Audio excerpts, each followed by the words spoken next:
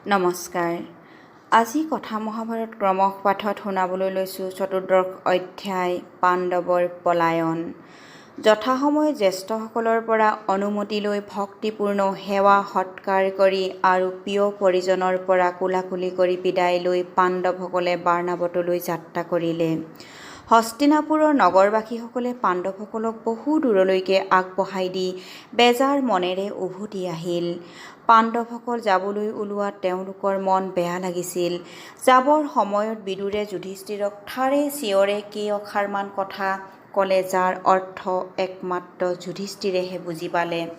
বিদুৰে কৈছিল, বিচক্ষণ শত্ৰুৰ কূট কৌশলৰ বিষয়ে আগতেই অনুমান কৰি তাৰ আগতীয়া ব্যৱস্থা লোৱাজনেহে বিপদৰ পৰা ৰক্ষা পৰে। কাৰণ অকল তীখাৰ অস্ত্ৰই অস্ত্ৰ নহয়, শত্ৰুৰ হাতত তাতোতকৈ সাংঘাতিক অস্ত্ৰ থাকে। জ্ঞানীসকলে আত্মৰক্ষা কৰিবলৈ হ'লে তেনে গোপন অস্ত্ৰ কৌশলৰ বিষয়ে জানি তাৰ প্ৰতিৰোধৰ ব্যৱস্থা কৰিব লাগে। কাৰণ বনজুইয়ে গোটেই মহাৰণ্য পুৰি ছাৰখাৰ কৰিলেও মাটি খান্দি গাঁতত আশ্ৰয় লোৱা এন্দুৰ আৰু কেটেলা পহুৰ একো অপকাৰ কৰিব নোৱাৰে। সিহঁত ৰক্ষা পৰে। জ্ঞানীসকলে নক্ষত্ৰ গণনা কৰিয়েই ভাগ্য নিৰ্ণয় কৰিব পাৰে। এইখিনি কথাৰে বিদুৰে যুধিষ্ঠিৰক দুৰ্যোধনৰ বৃহৎ ষড়যন্ত্ৰৰ কথা জানিবলৈ দিছিল আৰু তাৰ পৰা কেনেদৰে ৰক্ষা পাব পাৰিব তাৰো উপায় দিছিল। যুধিষ্ঠিৰে বিদুৰক জনালে যে তেওঁ তেওঁৰ কথাৰ সাৰমৰ্ম বুজিব পাৰিছে। পিছত মাক কুন্তী দেৱীক সেই কথা ক'লেও। সেইবাবে হস্তিনাপুৰৰ পৰা যাত্ৰা কৰোঁতে তেওঁলোকে ৰ'দালি দিনৰ উলহ মালহেৰে যাত্ৰা কৰিছিল যদিও ভিতৰি তেওঁলোক বিষণ্ণ আৰু উদ্বিগ্ন হৈ আছিল। বাৰ্ণাবতৰ মানুহে কিন্তু পাণ্ডৱসকল তালৈ যাব বুলি শুনিয়েই বৰ আনন্দিত হৈছিল আৰু সকলোৱে পাণ্ডৱক বৰ উৎসাহেৰে অভ্যৰ্থনা জনাইছিল। পাণ্ডৱসকল আহি পুৰোচনে তেওঁলোকৰ বাবে নিৰ্মাণ কৰি থোৱা প্ৰাসাদ সম্পূৰ্ণ নহয় মানে আন ঠাইত বাস কৰিছিল। ঘৰটো নিৰ্মাণ কৰা হলত পুৰোচনৰ দিহামতে তেওঁলোক আহি সেই ঘৰত প্ৰৱেশ কৰিলেহি। ঘৰটোৰ নাম দিয়া হৈছিল শিৱম। শিৱম মানে সমৃদ্ধি বা উন্নতি। সেই মৰণফান যেন ঘৰটোৰ নাম শিৱম দিয়াটো কেনে নিষ্ঠুৰ বিদ্ৰূপ আছিল, সেই কথা ভাবিলে বিস্ময় মানিব লাগে। ঘৰটোত প্ৰৱেশ কৰিয়েই বিদুৰৰ কথা মনত পেলাই যুধিষ্ঠিৰে তন্ন তন্নকৈ পৰীক্ষা কৰি চাই নিশ্চিত হ'ল যে সেই ঘৰ অতি সহজে দাস্য পদাৰ্থৰে নিৰ্মিত। তেওঁ ভীমক সকলো ক'লে। যদিও আমি জানিলোঁ যে এইটো ঘৰ নহয়, আমাৰ বাবে মৰণফান্দহে। আমি কিন্তু আমাৰ কোনো বচন ব্যৱহাৰৰ দ্বাৰা পুৰোচনক জানিবলৈ দিব নালাগিব যে এই কূট ষড়যন্ত্ৰৰ বিষয়ে আমি জানিছোঁ। আমি যথাসময়ত ইয়াৰ পৰা বাহিৰ হৈ যাম। কিন্তু পুৰোচনৰ মনত আমি ইতিমধ্যে জানিছোঁ বুলি সন্দেহ হ'লে আমি পলাই যোৱাটো বাধাগ্ৰস্ত হ'ম। সেইবাবে তেওঁলোক সেই ঘৰত থাকোঁতে বাহিৰত নিশ্চিন্ত হৈ থকাৰ ভাও ধৰিয়েই থাকিল। এনেতে এজন মাটিত সুৰংগ খান্দিব জনা মানুহ আহি যুধিষ্ঠিৰক দেখা কৰি ক'লে যে তেওঁক বিদুৰে পঠাইছে পাণ্ডৱক সহায় কৰিবলৈ। যুধিষ্ঠিৰক বিদুৰে আহিবৰ সময়ত কোৱা সাংকেতিক সতৰ্কবাণীত কথাকেইটাকে মানুহজনে যেতিয়া কৈ শুনালে, তেতিয়া যুধিষ্ঠিৰে মানুহজনক বিশ্বাস কৰিলে। তাৰ পাছৰ পৰা সেই মানুহজনে বহুদিন ধৰি সেই ঘৰৰ মজিয়াৰ পৰা মাটিৰ তলেদি এক সুৰং খনন কৰাৰ কামত লাগি থাকিল। ঘৰটোৰ ভিতৰৰ পৰা ঘৰৰ বেৰ, বাহিৰত প্ৰাচীৰৰ তলেদি, আনকি চৌপাশৰ পানী ভৰা গভীৰ খালবোৰৰ তলেদিও সুৰংগ পথৰ সম্পূৰ্ণ হ'ল। পুৰোচনে সেই ৰাজপ্ৰসাদলৈ প্ৰৱেশ পথৰ কাষতে নিজৰো বাসগৃহ সাজি লৈছিল। পাণ্ডৱসকলে ৰাতি সশস্ত্ৰ হৈ পহৰা দিছিল, কিন্তু দিনৰ বেলাত চিকাৰ কৰাৰ ভাও ধৰি কাষৰ হাবিয়নিলৈ গুচি যায়। মৃগয়া কৰাৰ আনন্দতে গৈছে যেন দেখুৱালেও দৰাচলতে পাণ্ডৱসকলে ওচৰৰ হাবিৰ মাজেদি বহু দূৰলৈকে অৰণ্য পথবোৰৰ সৈতে সুপৰিচিত হ'বলৈহে তেনেদৰে মৃগয়া কৰাৰ ভাও ধৰিছিল। তেওঁলোকে বাহিৰত প্ৰথমে সিদ্ধান্ত কৰাৰ দৰে সেই ঘৰটো যে তেওঁলোকৰ বাবে, তেওঁলোকৰ মৃত্যুৰ বাবে এক ষড়যন্ত্ৰ, সেই বিষয়ে একো নজনা যেন দেখুৱাইছিল। পুৰোচনেও সকলো সন্দেহৰ ঊৰ্ধ্বত থাকিবলৈ আৰু জুই লাগি হঠাতে ঘৰটো পুৰিলেও এটা আকস্মিক দুৰ্ঘটনাহে বুলি যাতে মানুহে বিশ্বাস কৰে, সেই কথা নিশ্চিত কৰিবলৈ সম্পূৰ্ণ এবছৰ বাট চালে। এবছৰৰ মূৰত পুৰোচনে ভাবিলে যে হৈছে আৰু, যথেষ্ট দিন অপেক্ষা কৰা হ'ল, সদা সতৰ্ক যুধিষ্ঠিৰৰ পুৰোচনৰ গতিবিধি দেখিয়েই নিশ্চিত ধাৰণা হ'ল যে সময় আহিল। তেওঁ ভায়েকহঁতক গোটাই ক'লে যে এতিয়াই পলায়নৰ উপযুক্ত সময়, নহ'লে পাছত পথ বন্ধ হৈ যাব। কুন্তী দেৱীয়ে সেইদিনা ডাঙৰকৈ ভোজ পাতি প্ৰসাদৰ সকলো অনুচৰ পৰিচাৰক কৰ্মচাৰীকে মাতি দপনি পিটি ভোজন কৰালে। তেওঁ ভাৱ আছিল যে তেওঁলোকে আজি ভালদৰে খাই বৈ গভীৰ নিদ্ৰাত পৰক। মাজৰাতি ভীমসেনে শিৱম প্ৰাসাদৰ বহু ঠাইত নিজেই অগ্নিসংযোগ কৰিলে।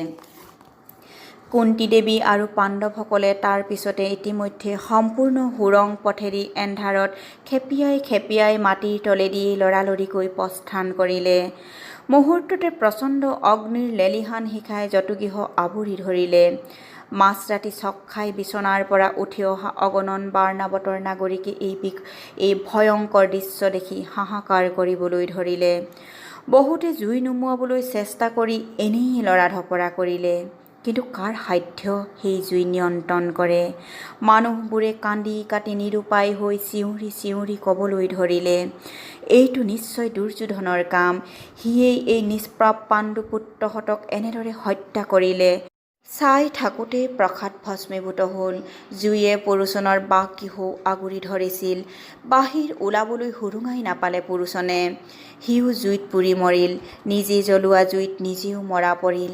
তাৰ বাবে দুখ কৰিবলৈ কোনো নোলাল।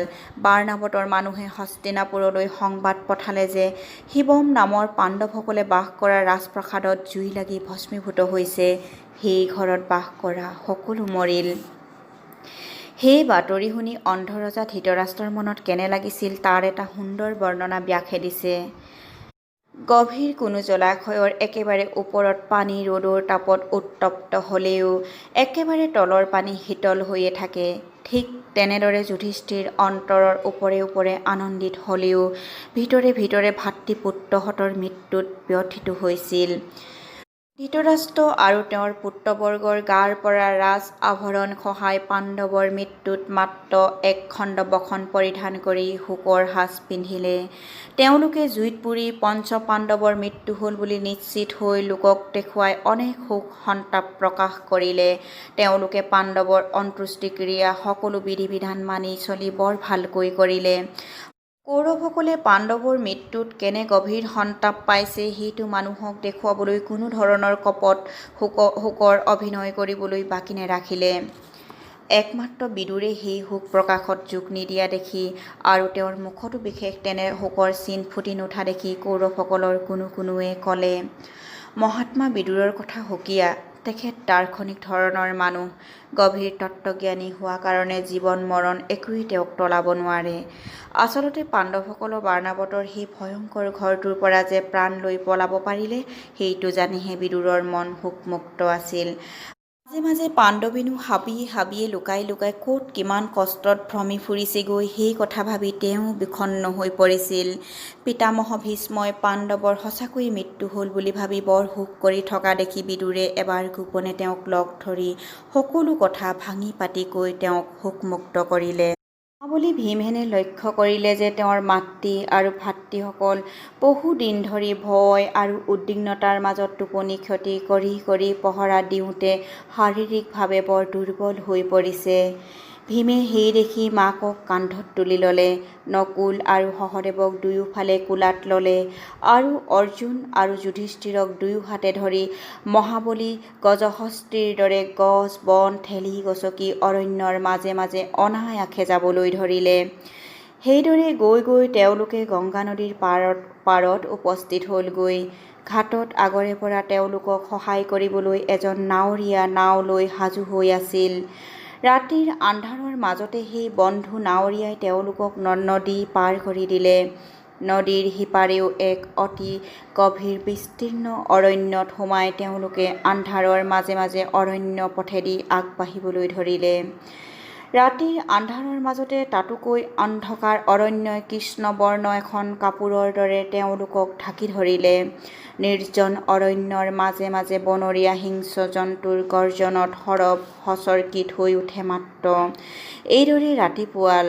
দুৰ্ঘোৰ শাৰীৰিক পৰিশ্ৰমত অৱসন্ন হৈ কুন্তী দেৱীয়ে ক'লে, ধৃতৰাষ্ট্ৰৰ পুত্ৰহঁতে ইয়াৰে পৰা ধৰি নিলেও নিয়ক, মই কিন্তু আৰু স্থিৰেৰে ৰ'ব নোৱাৰা হৈছোঁ। সেইবুলি তেওঁ মাটিতে বাগৰ দি তৎক্ষণাত গভীৰ টোপনিত পৰিল। ভীমে হাবিয়নি কাঠনি আৰু বিভিন্ন লতাৰ মকৰা জাল যেন বান্ধনি ভেদ কৰি বিচাৰি বিচাৰি পানী এডৰা পালেগৈ। তেওঁ নিজৰ গাৰ চোলা খুলি পানীত তিয়ালে আৰু পদুমৰ পাতেৰে জলপাত্ৰ যেন কৰি পানী লৈ আহি পিয়াসত আতুৰ মাক আৰু ভায়েকহঁতক খোৱালেহি।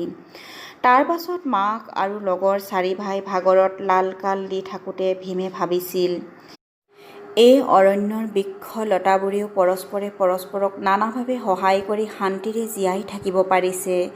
আমাকনো দুষ্ট ধৃতৰাষ্ট্ৰ আৰু তেওঁৰ পুত্ৰ দুৰ্যোধনে এনেধৰণে বাৰে বাৰে অপকাৰ কৰিবলৈ কিয় বিচাৰি থাকে? ভীমৰ অন্তৰ সম্পূৰ্ণ পাপশূন্য আছিল। সেইবাবে মানুহৰ পাপ চিন্তা উৎস ক'ত সেই কথা ভাবি নাপাই অন্তৰত বৰ দুখ পাইছিল। সাৰ পাই উঠি পাণ্ডৱসকলে আকৌ পদব্ৰজে যাত্ৰা আৰম্ভ কৰিলে। বহু কষ্টৰ পথ, বহু বিপদৰো সকলো অতিক্ৰম কৰি পঞ্চপাণ্ডৱে গৈ থাকিল। মাজে মাজে মাকক কান্ধত তুলি লৈ বেগেৰে যাবলৈ ধৰে। কেতিয়াবা মহাশক্তিবান পুৰুষ হ'লেও ভাগৰত লালকাল দি মাটিত জিৰণি লয়। কেতিয়াবা যৌৱনৰ অমোঘ জীৱন শক্তি জাগৃত হৈ উঠে। কোনে কিমান বেগেৰে যাব পাৰে তাৰ প্ৰতিযোগিতা হয় নিজৰ মাজত। সেইদৰে গৈ থাকোঁতে এদিন বাটতে আহি দেখা দিলেহি ভগৱান ব্যাসদেৱে। সকলোৱে মুনিক প্ৰণাম কৰিলে। ঋষিয়ে উৎসাহ বাক্য শুনাই আশীৰ্বাদ দিলে আটাইকে। যেতিয়া কুন্তীদেৱীয়ে তেওঁলোকৰ দুখ দুৰ্ভাগ্যৰ কথা মুনিক কৈ বেজাৰ কৰিলে, তেতিয়া ব্যাসদেৱে তেওঁক প্ৰবোধ দিলে, কোনো ধাৰ্মিক মানুহে সৰ্বক্ষণ ধৰ্মপথতে থাকিব নোৱাৰে। তেনেকৈ মহাপাপীবোৰেও চিৰকাল পাপৰ পংকতে যে বুৰ গৈ থাকিব সেইটোও নহয়। জীৱন বৰ জটিল আৰু গভীৰ সংকটেৰে পূৰ্ণ। এই পৃথিৱীত তেনে কোনো নাই যি ভাল আৰু বেয়া দুয়োটা কাম নকৰাকৈ পাৰে। গতিকে সকলো ধৰণৰ কৰ্মৰ পৰিণাম মানুহে ভোগ কৰিব লগা হয়েই। সেইবাবে অযথা দুখ নকৰিবা। পাণ্ডৱসকলে তাতে ব্যাসৰ পৰামৰ্শ মতে ব্ৰাহ্মণৰ বেশ ল'লে আৰু কিছু দূৰ গৈ একচক্ৰ নগৰ পালেগৈ।